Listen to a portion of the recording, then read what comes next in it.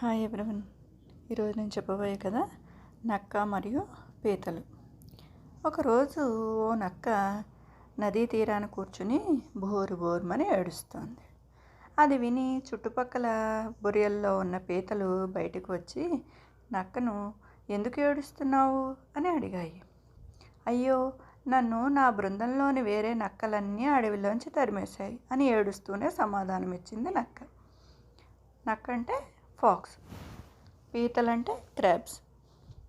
పీతలు జాలిగా ఎందుకలా జరిగింది అని అడిగాయి. ఎందుకంటే ఆ నక్కలన్నీ మిమ్మల్ని తినాలని పన్నాగం అల్లుతుంటే నేను వద్దన్నాను. మీలాంటి చక్కని జీవాలను అవి ఎలా తినాలనుకున్నాయి అంది నక్క. ఇప్పుడు ఎక్కడికి వెళ్తావు అని అడిగాయి పీతలు. తెలీదు, ఏమైనా పని చూసుకోవాలి అని దీనంగా జవాబిచ్చింది ఆ నక్క. పీతలన్నీ కలిసి ఆలోచించాయి. మన వల్లే దీనికి కష్టం వచ్చింది, మనమే దీనిని ఆదుకోవాలి అని అనుకున్నాయి. వెంటనే వెళ్ళి నక్కను తమకు కాపలాగా ఉండమని అడిగాయి. నక్క వెంటనే ఒప్పుకుని కృతజ్ఞతలు తెలిపింది. అంటే వాటికి థ్యాంక్స్ చెప్పింది. రోజంతా పీతలతో ఉండి వాటికి కథలు కబుర్లు చెప్పి నవ్విస్తూనే ఉంది. రాత్రి పున్నమి చంద్రుడు ఆకాశంలోకి వచ్చాడు. పున్నమి అంటే ఏంటి తెలుసా పిల్లలు? Full moon day. Full moon day రోజు మూన్ ఎలా ఉంటుంది? చాలా బ్రైట్గా ఉంటుంది కదా. ఆ రోజు నదీ తీరం అంతా వెన్నెలతో వెలిగిపోయింది. ఈ చక్కని వెన్నెలలో మీరు ఎప్పుడైనా విహరించారా? చాలా బాగుంటుంది అని నక్క పీతలను అడిగింది.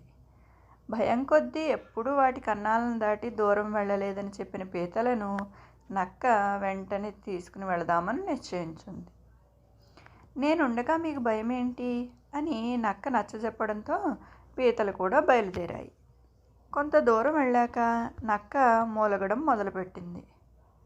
పీతలన్నీ ఆశ్చర్యంగా ఏమైందో అని చూస్తుండగా హఠాత్తుగా అడవిలోంచి చాలా నక్కలు బయటకు వచ్చి పీతల మీద పడ్డాయి.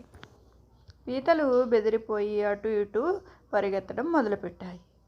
కానీ నక్కలు చాలా పీతలను మింగేశాయి. ఎలాగోలాగా ప్రాణాలను కాపాడుకున్న కొన్ని పీతలు అతి కష్టంగా వాటి బొరియలను చేరుకున్నాయి. అంటే అవి ఉంటాయి కదా హోల్స్లో, క్రాబ్స్ అన్నీ కూడా హోల్స్లో ఉంటాయి. టక్కరి నక్క చేసిన కుతంత్రం తలుచుకుని చాలా బాధపడ్డాయి.